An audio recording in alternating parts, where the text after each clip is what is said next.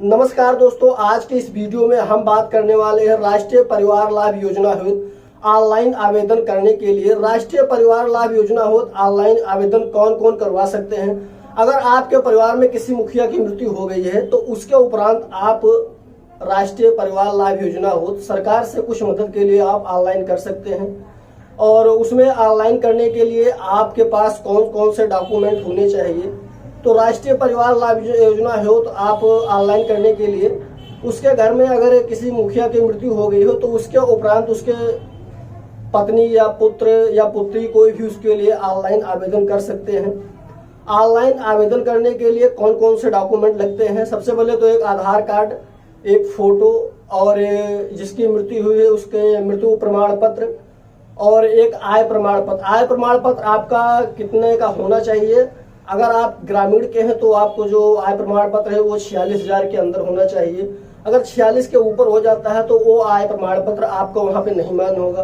अगर आपके शहर के रहने वाले हैं तो आपका जो आय प्रमाण पत्र है वो मान के चलिए यानी कि 53 से 54,000 रुपये के बीच में होना चाहिए। तो उसके लिए ऑनलाइन आवेदन कैसे करते हैं, तो चलिए डेस्कटॉप पे आपको लेकर चलते हैं और वहाँ पे हम दिखाते हैं कि आप राष्ट्रीय परिवार लाभ योजना हेतु ऑनलाइन आवेदन कैसे करवा सकते हैं।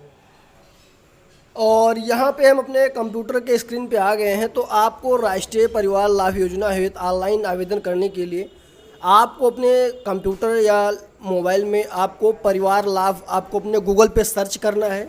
उसके बाद में आपके पास कुछ इस प्रकार की साइट खुलकर आ जाएगी। तो यहाँ आप सबसे ऊपर ही देख सकते हैं परिवार लाभ योजना आदेश। तो यहाँ से भी आप ओपन कर सकते हैं, नीचे यहाँ से कर सकते हैं। तो यहाँ पे हम इसको ओपन कर लेते हैं यहाँ से। और आपको यहाँ पे देख सकते हैं राष्ट्रीय परिवार लाभ योजना नेशनल फैमिली बेनिफिट स्कीम। तो यहाँ पे आएंगे, आपको यहाँ पे शासन देश आप पढ़ सकते हैं। आवेदन पत्र भरने हो तो महत्वपूर्ण दिशा निर्देश भी आप यहाँ पे देख सकते हैं, क्या क्या निर्देश इन्होंने इसमें दे दिया है। इसका पूरा PDF आपको खुलकर आ जाएगा आपके पास में।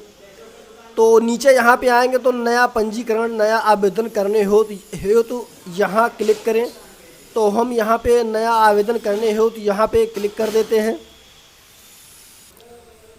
और ये जो फार्म है हमारे पास खुलकर यहाँ पे आ गया है। तो सबसे पहले ऊपर आपको आपका यानी कि आपका जनपद सेलेक्ट करने वाला है, डिस्ट्रिक्ट। तो यहाँ पे हम अपना डिस्ट्रिक्ट सेलेक्ट कर लेते हैं। उसके बाद में आपके पास एक दूसरा ऑप्शन आ रहा है, निवासी या शहर के हैं या ग्रामीण के हैं। तो अगर आप शहर के हैं तो आप शहर चॉइस करेंगे, ग्रामीण के हैं तो आप ग्रामीण चॉइस करेंगे। तो यहाँ पे हम ग्रामीण कर लेते हैं। तो इसकी जो साइट है थोड़ा स्लो चल रही है, तो यहाँ पे आप देख सकते हैं। उसके बाद आपको अपना तहसील सेलेक्ट कर लेना है, जो भी आपका तहसील लगता है। और उसके बाद में नीचे यहाँ पे आएंगे तो आपका जो विकास खंड लगता है, ब्लॉक आपको सेलेक्ट कर लेना है। नीचे आएंगे जो आपका ग्राम पंचायत आपका लगता है वहाँ से आप सेलेक्ट कर लेंगे। तो यहाँ पे हमने अपना ग्राम पंचायत सेलेक्ट कर लिया है। उसके बाद नीचे आएंगे तो चौथे नंबर पे यहाँ पे आपको अपना ग्राम सेलेक्ट कर लेना है। तो यहाँ पे आपको आपका ग्राम मिल जाएगा। उसके बाद में यहाँ पे आप देख सकते हैं चॉइस फाइल का ऑप्शन है, लेकिन यहाँ पे कुछ लिखा नहीं है कि आप इस पर क्या अपलोड आपको करना है। तो हम आपको बताते हैं यहाँ पे आपको फ़ोटो अपलोड करना है और उस फोटो की जो कितने KB के अंदर होना चाहिए, उस फोटो को आप 20 KB के अंदर आपको यहाँ पे अपलोड करना है। तो आप जिस का भी आवेदन कर रहे हैं उस आवेदनकर्ता का आवेदक का यहाँ पे आपको फ़ोटो अपलोड कर देना है। उसके बाद में नीचे आएंगे तो यहाँ पे आपको उस आवेदक का नाम डाल देना है। यहाँ पे आप उसका स्त्री है या पुरुष आपको यहाँ पे चॉइस कर लेना है। उसके बाद में यहाँ पिता या पति का नाम डाल देना है। यहाँ पे से स्त्री चॉइस किया है तो उनके पति का नाम आपको यहाँ पे डाल देंगे। और नीचे यहाँ पे आएंगे तो जनरल में आ रहे हैं या जिस भी कैटेगरी में आ रहे हैं तो आपको वहाँ पे तो यहाँ पे हमने श्रेणी चॉइस कर लिया है। उसके बाद में यहाँ पे आएंगे तो पहचान पत्र का प्रकार पूछा और यहाँ पे आपको पहचान पत्र का प्रकार पूछा जा रहा है। तो यहाँ पे आप ration card, voter ID, bank passbook, इस तीनों में से अपने पहचान पत्र का प्रमाण आप दे सकते हैं। तो यहाँ पे हम अपना बैंक पासबुक चॉइस कर लेंगे। और यहाँ पे पहचान पत्र का क्रमांक संख्या मांगी जा रही है। तो यहाँ पे आपको अपने बैंक अकाउंट का नंबर डाल देना है। उसके बाद में पहचान पत्र की फ़ोटो कॉपी को अपलोड करें। तो यहाँ पे हमने बैंक पासबुक चॉइस कर लिया है। तो यहाँ पे हम उस पहचान पत्र यानी बैंक पासबुक की फ़ोटो कॉपी को आपको यहाँ पे क्लिक करना है और उसके बाद आपके डेस्कटॉप पे खुलकर आ जाएगा। तो जहाँ भी आपका बैंक पासबुक है आपको यहाँ पे अपलोड कर देना है। तो आपको यहाँ पे ध्यान देना है कि जो भी डॉक्यूमेंट आप फ़ोटो को छोड़ के बाकी सारे डॉक्यूमेंट आपको अपलोड करना है। तो ये सारे डॉक्यूमेंट आपके 100 KB के अंदर होने चाहिए और वो भी आपको PDF में होने चाहिए। तो यहाँ पे आपको वार्षिक आय डाल देनी है कि सालाना इनकम इनकी कितनी है, तो यहाँ पे हमने डाल दिया।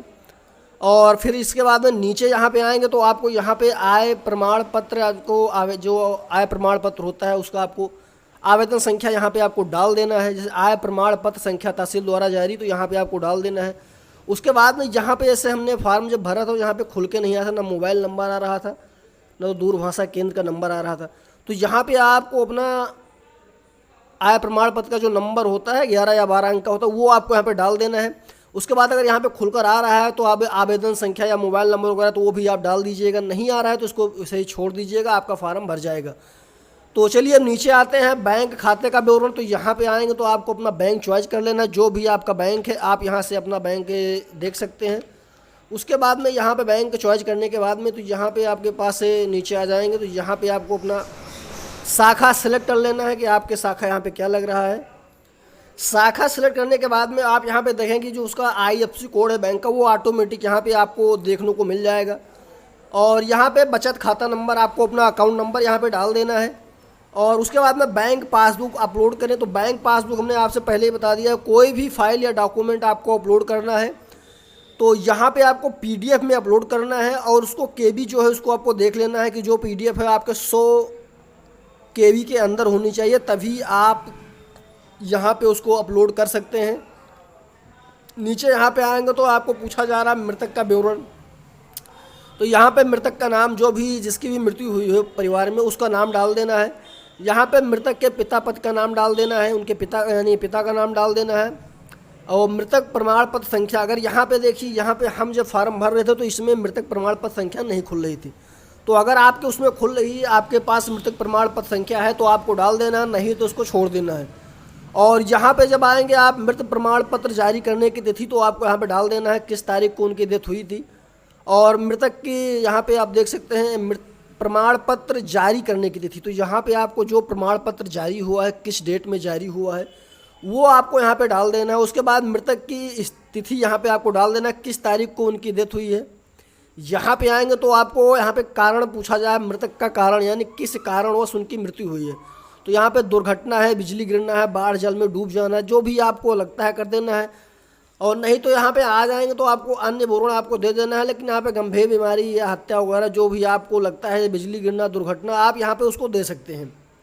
और फिर नीचे यहाँ पे आएंगे तो मृतक की तिथि को मृतक की उम्र, यानी यहाँ पे आपको उनका उम्र डालना है कितने वर्ष के थे जब उनकी मृत्यु हुई थी, तो यहाँ पे आपको जो भी डाल देना है। तो चलिए हमने यहाँ पे डाल दिया 52 साल के थे। यहाँ पे आएंगे मृतक का व्यवसाय क्या काम करते थे, किसान मजदूरी, तो हमने यहाँ पे मजदूरी चॉइस कर लिया है। और यहाँ पे फिर नीचे यहाँ पे आएंगे तो हम यहाँ पे पहले चॉइस कर लेते हैं। तो और यहाँ पे भी खुल रहा है फार्म हमारा फिर से यहाँ पे, तो यहाँ पे फार्म हमारा यहाँ पे आ जाएंगे तो आपको चॉइस कर लेना है आवेदक जो ऑनलाइन आवेदन करवा रहे हैं उनका संबंध उनसे क्या है, यानी जो मृतक यानी जो व्यक्ति मरा है उससे इस आवेदन का संबंध क्या है। तो यहाँ पे हम क्या लिख देंगे, जो भी आपका लगता है यहाँ पे, यानी पत्नी है या पुत्र हैं या पुत्री हैं, तो यहाँ पे आपको चॉइस कर लेना है। यहाँ पे हमने चॉइस कर लिया है पत्नी। चलिए यहाँ पे नीचे आएंगे तो मृतक प्रमाण पत्र को अपलोड करें, तो यहाँ पे अपलोड करते समय आपको PDF में बनाना है, 100 KB के अंदर रखना है। यहाँ पे आपको मृतक प्रमाण पत्र आपको अपलोड कर देना है।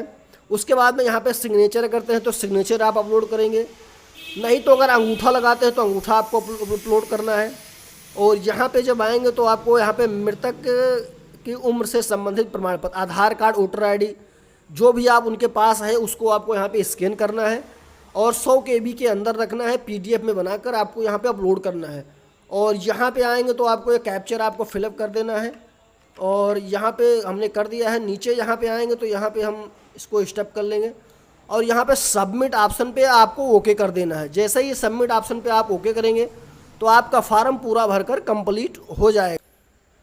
और आप यहाँ पे देख सकते हैं जो फार्म हमने भरा है, फार्म पूरी तरह हमारा कंप्लीट हो चुका है। तो यहाँ पे आपको उसका रजिस्ट्रेशन संख्या मिल जाएगी और ये फार्म आप नीचे तक यहाँ पूरा देख सकते हैं। यहाँ फिंगरप्रिंट, अंगूठा, जो भी आप डॉक्यूमेंट अपलोड किए हैं सारा डिटेल आपको यहाँ पे देखने को मिल जाएगा। तो इस फार्म को आपको जमा कहाँ करना है, चलिए उस पर बात कर लेते हैं। इस फार्म का आपको प्रिंट आउट निकाल लेना है और जो भी डॉक्यूमेंट आपने अपलोड किया है उस सारे डॉक्यूमेंट की एक एक फ़ोटो कॉपी आपको निकाल लेना है और इसको आपको अपने डिस्ट्रिक्ट में लेकर जाना है और इसको आपको अपने डिस्ट्रिक्ट में लेकर जाना है और अपने वहाँ पे समाज कल्याण अधिकारी के पास में आपको इसको जमा करवा देना है। और इसका जो पैसा है 30,000 रुपये आपको मिलेंगे। तो यहाँ ये पैसा आपको 40 से 45 दिन के अंदर आपके अकाउंट में आ जाएगा। तो आशा करता हूँ कि आपको हमारा वीडियो अच्छा लगा होगा। तो चैनल को सब्सक्राइब करें और वीडियो को लाइक करें और अपने यार दोस्तों के साथ शेयर करें और बहुत बहुत धन्यवाद।